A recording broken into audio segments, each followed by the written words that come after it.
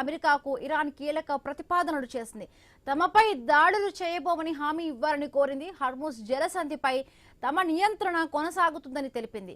Uranium enrichment ను అంగీకరించాలని ప్రతిపాదించింది. అన్ని ఆంక్షలను ఎత్తివేయాలని కోరింది. యుద్ధ నష్టపరిహారం చెల్లించాలని తెలిపింది. అమెరికా యుద్ధ దళాలను ఉపసంహరించుకోవాలని స్పష్టం చేసింది. లెబనాన్ సహా అన్ని ప్రాంతాల్లోనూ యుద్ధాన్ని పూర్తిగా నిలిపివేయాలని ఇరాన్ ప్రతిపాదించింది. అమెరికా దళాలను ఉపసంహరించుకోవాలని ఇరాన్ కోరింది. హర్మూజ్ నుంచి వచ్చే ఆదాయాన్ని ఇరాన్ పునర్నిర్మాణానికి వాడాలని సూచించింది. యుఎన్ఎస్సి తీర్మానాలను రద్దు చేయాలని కోరింది.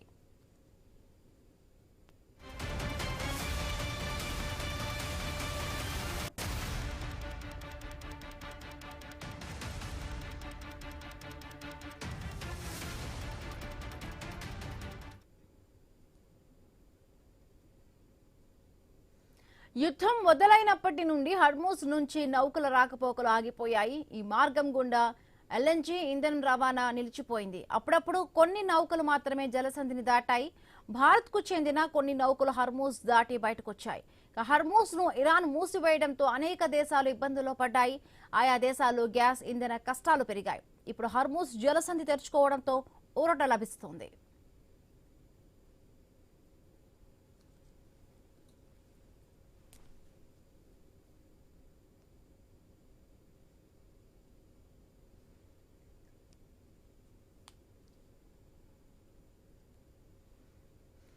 ఇక ఎట్టకేలకు హర్మూజ్ జలసంధి తెరుచుకుంటోంది. హర్మూజ్ ను తిరిగి తెరిచేందుకు ఇరాన్ అంగీకారం తెలిపింది. ఇక 2 వారాలు హర్మూజ్ జలసంధి తెరుస్తామని ప్రకటించింది.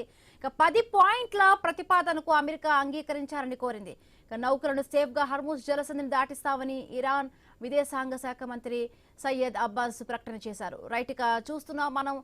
ట్రంప్ 14 రోజుల పాటు కూడా అంటే ఇరాన్ ప్రతిపాదనలు కూడా అమెరికా అంగీకరించి మొత్తంగా కూడా ఒక సీజ్ ఫైర్ తెలిపినట్టుగా కూడా తెలుస్తోంది. 14 రోజుల పాటు కూడా కాల్పుల విరమణ ఒప్పందానికి కూడా ఇరు దేశాలు వచ్చినట్టుగా తెలుస్తోంది. ముఖ్యంగా ఈ 2 దేశాలకు సంబంధించి పాకిస్తాన్ మధ్యవర్తిత్వం చేసినట్టుగా కూడా ట్రంప్ తన ట్రూత్ సోషల్లో కూడా రాసుకొచ్చారు. రైట్, మాట్లాడదాము. ఇమినేని రాము గారు జాయిన్ అయ్యారు, విశ్లేషకులు. నమస్తే అండి రాము గారు.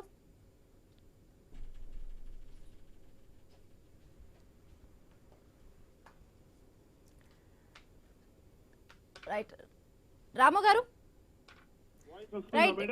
యా, వస్తుందండి. హర్మూజ్ జలసంధిని తెరిపించేందుకు ఇరాన్ కూడా అంగీకరించింది. మొత్తానికి కూడా ఒక 14 రోజుల పాటు కూడా కాల్పుల విరమణ ఒప్పందానికి 2 దేశాల పాటు వచ్చాయి.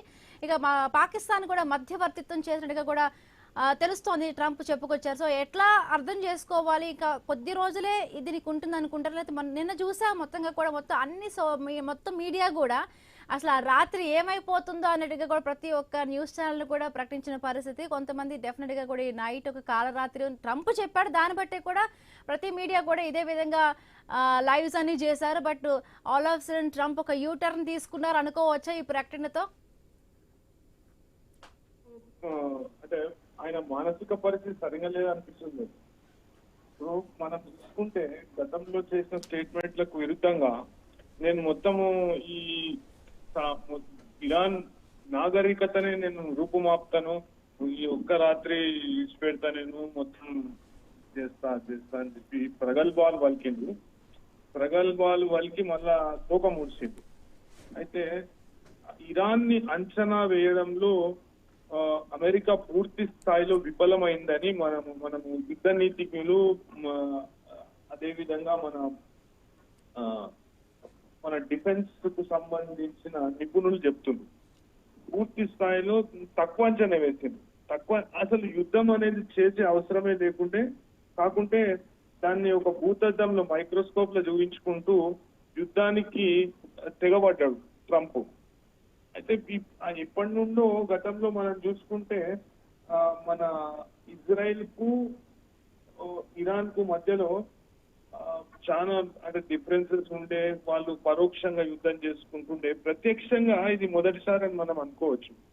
అయితే విద్యుత్ కేంద్రాలను నేను ధ్వంసం చేస్తాను, అణు విద్యుత్ ఉన్నది, ఇది ఉన్నదని గతంలో ఇరాక్ విషయంలో చేసిన విధంగా మళ్ళీ దాన్ని పునరావృతం చేసే విధంగా ట్రంప్ ఆలోచన చేసిండు. కాకుంటే ఎప్పుడైతే ఎదురు దెబ్బ తాకిందో ఇరాన్ అనుకున్నంత సులువుగా ఇరాన్ ని మనం కొట్టలేము, మొత్తం పూర్తి స్థాయిలో ధ్వంసం చేయలేము, ఇరాన్ ని మనం సరెండర్ చేసుకోలేము, ఆడ ఉన్న మన ఆయిల్ రిజర్వ్స్ కావచ్చు, ఇవి కావచ్చు, అవి టార్గెట్ గా పెట్టుకొని మేము చేయలేము అని ఎప్పుడైతే తెలిసిందో, ఇప్పుడు దానికి అతనే ట్రంపే అదే ఇరాన్ మాకు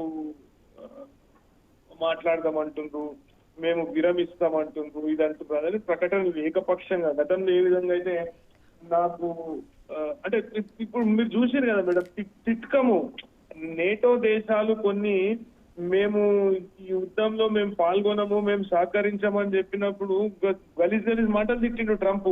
that is all over the record. ఎట్లా అంటే కొంతమందిని బాస్టెడ్ అనడము, కొంతమందిని పనికిరాని వాళ్ళు అనడము, అదే అంటే వివిధ దేశాలకు సంబంధించిన ఇరాన్ ని కూడా తిట్టిపోసాడు ట్రంప్, చాలా వరకు శాపనార్థాలతో కూడా తిట్టిపోసిన పరిస్థితి. బట్ ఒక్కసారిగా కూడా మరి ఇరాన్ దెబ్బకు భయపడి ఈ 14 రోజుల పాటు కూడా గడువును కోరాడో ఏమో తెలీదు. మాట్లాడదాం సార్, చిన్న బ్రేక్ తీసుకుందాం. Welcome back. పశ్చిమాసియా యుద్ధం కీలక దశకు అయితే చేరుకుంది. ట్రంప్ కు 14 రోజుల పాటు కూడా గడువును ఇరాన్ పై కూడా పొడిగించారు. ఇరాన్ కూడా దీనికి అంగీకరించింది.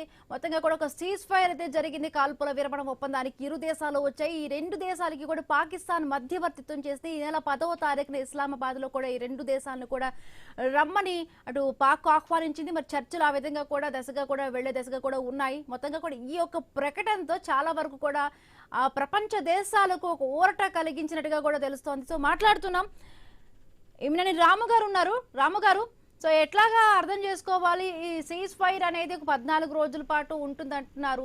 మొత్తానికి కూడా కాస్త ఒక విరామం దొరికింది, ఊరట దొరికింది అనుకోవచ్చా? నా దృష్టిలో మాత్రం ఇది తోకముడిచినట్టే మేడం. అది నేను పరోక్షంగా ఇరాన్ విజయం సాధించిందని నేను అనుకుంటున్నాను. అయితే చైనా దీంట్లో మధ్యవర్తిత్వం వహిస్తుంది, అదేవిధంగా పాకిస్తాన్ మధ్యవర్తిత్వం వహిస్తుంది అనేది ట్రంప్ చెప్పుకొస్తున్న మాటలు. అయితే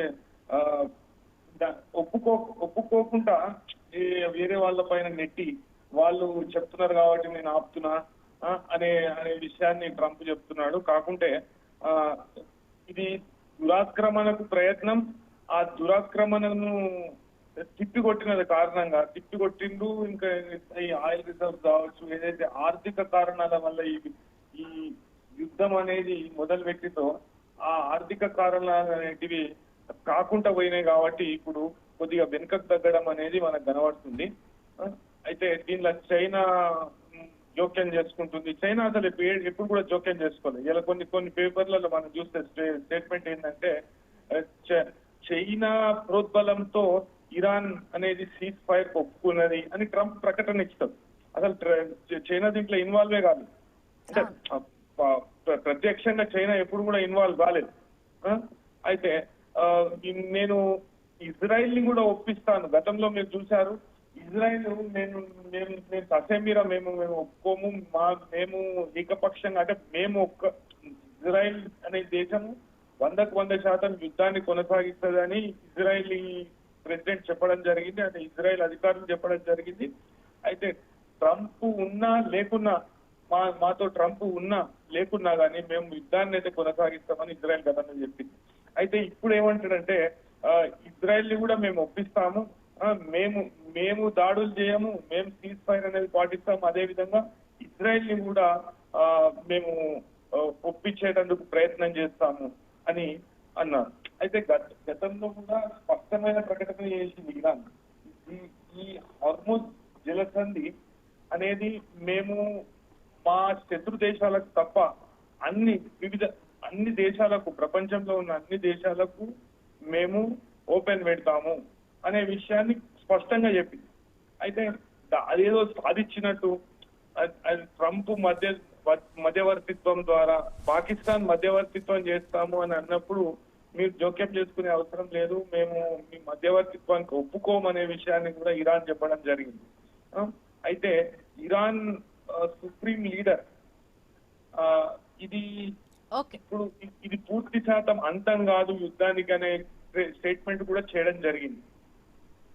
అయితే అదే విధంగా కొన్ని స్టేట్మెంట్స్ మనం చూసుకుంటే ఇజ్రాయెల్ దాడులు కొనసాగిస్తుంది అని మిలిటరీ అఫీషియల్స్, ఇరాన్